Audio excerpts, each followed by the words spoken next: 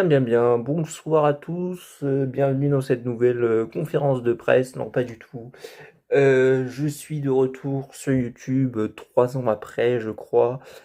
Pourquoi une disparition inquiétante telle Xavier Dupont de Ligonnès? Bah écoutez, pas d'énergie pour le faire, pas d'élan de créativité et pas un mode de vie qui me le permettait tout simplement. Euh, pour schématiser, voyez ça comme le retour de McFly et Carlito il y a 2 ans. Voilà, voilà. Je sais pas, peut-être je parle pas assez fort, hein. C'est possible. Bref, c'est une vidéo de retour. Vous voyez, on n'est pas dans l'endroit le plus incroyable pour tourner. Mais voilà, vous voyez ça plus comme un podcast que une vidéo à regarder. Voilà. Je vous avoue, j'ai pas trop fait d'efforts sur moi, enfin sur moi. Plus là que là, honnêtement, parce que j'ai un super t-shirt. Mais voilà, fallait que je tourne, j'étais dans l'énergie pour tourner, les gars. Je me suis quand même coiffé.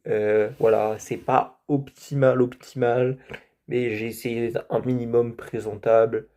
Euh, mais voilà, il n'y a peut-être pas 15 000 trucs intéressants à regarder, à part si je fais une imitation de, je sais pas, du Bolt à un moment donné, peut-être. Peut-être là ce sera intéressant à regarder, mais sinon, peut-être pas des masses. Voilà, le fond rouge, je suis pas sûr. Enfin, le mur rouge plutôt, je suis pas sûr qu'il y ait des trucs à relever particulièrement, à part si vous voulez faire des montages rigolos, peut-être à la limite. Donc voilà. Vidéo de retour et vidéo sur un sport qui me tient à cœur depuis 2022-2023. C'est ma première saison NBA que j'ai suivie. Et donc voilà, on est un peu tardif les amis, mais nous allons revenir sur le match 1 des finales NBA entre les New York Knicks et les San Antonio Spurs. C'est difficile à enchaîner les deux équipes à l'oral. Bref, sachez que le match 2 a eu lieu au moment où je tourne cette vidéo, je ne l'ai pas regardé. Nous allons faire dans cette vidéo comme s'il n'avait pas eu lieu, je connais le score du match 2, mais voilà, voilà. Euh, donc, premièrement, soyez indulgents, je n'ai pas des connaissances en basket ultra développées. Bon, je commence quand même à avoir les skills, mais voilà. Euh, pour ceux qui ont pu suivre mes critiques foot, on est largement plus calé, mais vous n'allez pas être déçus de cette critique, ça c'est sûr, parce que j'ai quand même travaillé mon karaté. Donc voilà, et aussi vous n'allez pas avoir des chiffres en pagaille, ça m'intéresse pas, je trouve que c'est un sport qui est trop dicté par les chiffres alors qu'il y a énormément de choses à raconter. Euh, Ceux qui trouveront ça un peu, comment dire, un peu aventuresque comme manière de présenter la chose et comme manière de voir le basket, je ne me justifierai pas dans cette vidéo, peut-être dans une prochaine, mais voilà, j'ai envie de proposer quelque chose de léger et pas de comptable de grande boîte rue je sais pas quoi à Paris. Donc voilà, et bah les amis, on va commencer, c'est parti. Cette intro est déjà trop longue. Bon, déjà, ce qu'il faut dire, c'est qu'on a eu un match de très haut niveau. Faut quand même le dire. Alors, c'était quand même un cran en dessous de ce qu'on a pu voir pendant la série Oklahoma-San Antonio, sachant que j'ai dû voir un match en entier de cette série, et sinon j'ai vu des bouts de match par-ci par-là. Voilà, pour des raisons qui me regardent, je n'ai pas pu trop suivre la série, mais voilà, faut quand même le dire. Je trouve que c'est un truc qui n'a pas été assez souligné. Match de très haut niveau. Euh, Premièrement, ce que j'aimerais dire, Il y a eu deux trois placements défensifs et deux trois prises à 2 qui n'ont pas été faites chez les Spurs. Et bon, vous allez voir, mis bout à bout, les petits défauts des Spurs surtout font que bah, le match ne bascule pas en leur faveur, quoi. Euh, j'ai trouvé qu'il y avait une grosse défense des Knicks, surtout sur Devin Vassell.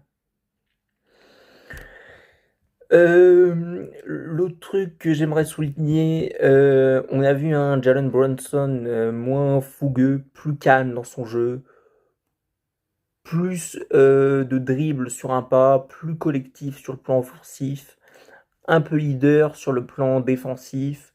Voilà, j'ai trouvé vachement intéressant ces dribbles sur un pas, parce qu'en fait, d'habitude, c'est vrai qu'il y a beaucoup de step back qui sont assez lisibles, surtout cette saison, euh, parce qu'en fait, voilà, il y a voilà, parfois un peu trop de mouvement au niveau de l'aisselle, et donc c'est assez facile pour les joueurs de défendre. Voilà, c'est un joueur qui a tendance à trop dribbler, voilà, un peu comme Neymar dans ses pires années au Paris Saint-Germain. Voilà, un peu trop de feintes, un peu trop de... Voilà. C'est un joueur qui cherche un peu trop les angles parfois. Là, j'ai trouvé que sa simplicité, elle était vachement cool. Et même s'il y aura des choses à redire sur son match, euh, artisan, bien évidemment, de la réussite des Knicks. Et j'insiste sur le plan défensif, parce que je l'ai vu replacer des mecs. Et ça, c'est franchement, c'est un truc dont on n'a pas trop l'habitude chez lui. C'est quand même un joueur qui, voilà, collectivement, en tout cas, peut se cacher un peu défensivement. Pas individuellement, mais collectivement. Donc voilà, chapeau à lui quand même pour ce rebranding, on va dire. J'ai trouvé les Spurs toujours aussi créatifs, que ce soit individuellement ou collectivement, même si ça a été un peu plus dur sur le plan collectif.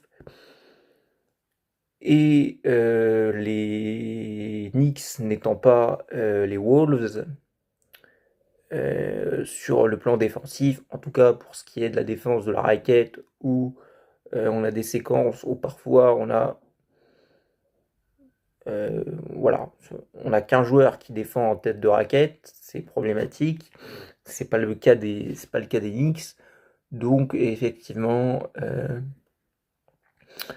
voilà, il y a eu ce petit manque de créativité par rapport à d'habitude, bien sûr, parce que voilà, ils trouvent toujours des feintes de passes, des passes que personne ne voit, que trois quarts des joueurs NBA ne voient pas. Mais là, ça n'a pas été suffisant. Euh, j'ai trouvé qu'on avait du mal à trouver Vassell sur l'installation des systèmes, et j'ai trouvé qu'on cherchait trop Cornet en tête de raquette. Euh, voilà, ce qui fait que bon bah tu perdais un peu plus de temps, voilà, par rapport à la défense des Knicks. Et voilà, c'est pas grand chose, mais la défense des Knicks, c'est tellement des. Voilà, je pense qu'en termes de protection de cercle, voilà, c'est l'équipe la plus intelligente de NBA. Pas forcément la plus forte, évidemment. Euh, voilà, je vais pas faire de ranking ici, mais je trouve que en tout cas, c'est l'équipe la plus intelligente. Voilà, et par contre, c'est l'équipe la plus forte pour défendre sur les mid-range. Voilà, ou en tout cas, non, pas forcément sur les mid-range, mais sur les joueurs présents sur la zone de mid-range. Et je trouve que ça s'est vu. Voilà, le travail d'Anunoby euh, et de, comment il s'appelle, peut-être j'ai dit une connerie, mais McCain, je crois. Voilà, je dis peut-être une connerie, mais vous voyez de qui je parle. Mais donc voilà. Euh, Ah, fait chier. Non, je disais grosse défense de OG Anunoby et de Miles McBride. J'ai enfin réussi à trouver son nom. Euh, Qu'est-ce que je voulais dire? Oui, aussi de Josh Hart. Oui, Josh Hart, putain. Pouah, le match de Josh Hart. Il était partout l'animal. Et ouais, défensivement, franchement, quand il n'a pas des sautes de concentration, il est juste énorme. Et oui, les Wolves, j'ai dit que ça défendait pas. Je me suis un peu emmêlé les pinceaux. Dans la raquette, ça défend dans la raquette. C'est voilà, à l'entrée de la raquette, en tête, voilà, parfois on a qu'un joueur qui défend. Donc voilà, c'est autre chose chez les Knicks. C'est presque, certains diront que j'abuse, mais le jour et la nuit entre les deux équipes à ce niveau-là. Donc ça explique que les Spurs aient été plus en difficulté. Euh, voilà, voilà. Euh, Attention au shoot casse-croûte pour les deux équipes. Deux ou trois chez les Spurs, mais ça fait la différence à la fin du match. Mais surtout chez les Knicks, et ça peut leur être préjudiciable pour la suite de la série. Voilà. Je crois, si je dis pas de bêtises, le match commence à être un peu loin, mais il y a un carton, je sais plus si c'est le troisième, je crois que c'est le troisième, parce que je crois que dans le quatrième, Jalen Brunson est énorme. Enfin, il y a un carton en tout cas, un des deux où il est absolument énorme. Mais voilà, il prend un nombre de shoots euh, complètement pas bien placés, ou s'il fait juste voilà, un pas sur le côté ou un pas supplémentaire, il peut se mettre dans une meilleure position. Là, voilà, je trouve que voilà, il s'est un peu trop laissé porté par l'ambiance un peu hostile dans les tribunes et il s'est dit allez hop, on envoie. Il n'y a pas que lui, mais voilà. Tous les joueurs, grosso modo, ont pris un peu des shoots casse-croûte à New York.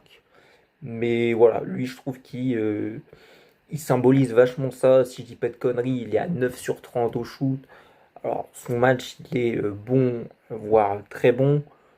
Mais 9 sur 30, attention, pas forcément à lui parce qu'il peut faire un gros match derrière en termes de pourcentage au shoot, mais attention aux autres joueurs pour la suite de la série, ouais. Euh, bah, Sinon, t'as les Spurs qui louent des lancers francs faciles. Alors, je sais pas c'est quoi les stats, mais à certains moments, c'est des lancers francs que tu dois mettre. Le public a une bonne énergie, t'es porté. C'est des joueurs qui d'habitude mettent ce genre de lancer franc où il y a de la pression. Je pense à Julian Champagny qui doit en louper un ou deux alors que d'habitude c'est des lancers francs qu'il met. Même si il me semble que statistiquement c'est vraiment pas le meilleur dans l'exercice. Euh, donc voilà voilà. Et sinon ouais ouais bah mi bout à bout ça fait perdre les Spurs au final même s'ils perdent pas de beaucoup au final hein, voilà. Attention à pas trop laisser d'espace à Fox entre son deuxième et troisième pas. Euh, voilà, même si physiquement il a eu un peu de mal à rentrer dans son match, je dis bien un peu de mal. Je mets ça en parallèle de l'intensité du match, bien sûr.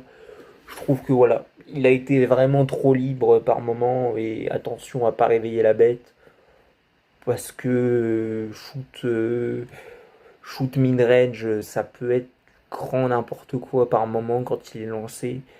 Donc attention à ça. Euh, Sinon, s'il faut qu'on parle du match de Victor Wembanyama, euh, j'ai pas trop compris toutes les critiques sur son match. Alors défensivement, il a été énorme. Euh, c'est peut-être c'est peut-être dans le top 10 de ses matchs au niveau défensif cette saison. Même si j'ai pas tout regardé, bien évidemment, mais de ce que j'ai pu voir, j'ai l'impression que c'est top 10. Il a été monstrueux dans les lectures de passes encore, dans les feintes pour aller au cercle. Voilà, c'est un grand baiser. Il a gêné je sais pas combien de shoots. Il est pas à énormément de comptes, mais le nombre de shoots euh, qu'il a, euh, qu'il a gêné, qui sont pas des deflections, mais qui voilà, pourraient clairement rentrer dans des statistiques. Bon, ça rentre dans les statistiques, on va dire, de hustle game, mais qui ne sont pas des statistiques. Sur le plan offensif, il y a eu des déchets, mais je trouve que de toute façon, la manière de défendre des Knicks entraînera forcément du déchet chez lui. Et en fait, c'était. Ouais, j'ai eu un bug sur mon téléphone. C'était à prévoir dès le début de cette série. Euh, Là où je l'ai trouvé, en fait, peut-être que dans son, dans son approche du deuxième quart-temps, par exemple, il, il s'est pas mis dans l'état d'esprit final NBA, ce qui fait que physiquement, je trouve au début deuxième quart-temps la critique que je pourrais faire parce que sinon je l'ai trouvé bon, voire très bon par moments offensivement. Les choix de passe ont été très bons.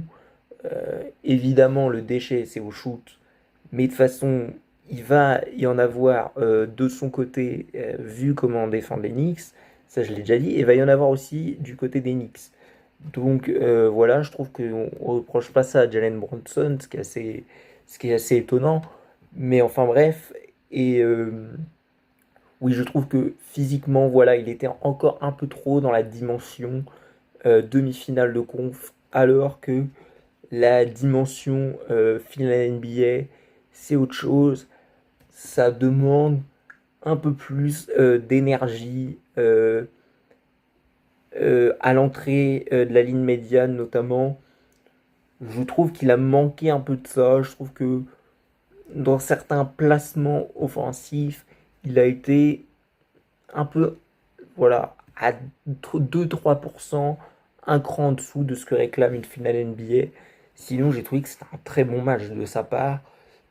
Voilà, je trouve que oui, je trouve que voilà, il y a des coéquipiers qui ont fait des matchs beaucoup plus décevants que lui.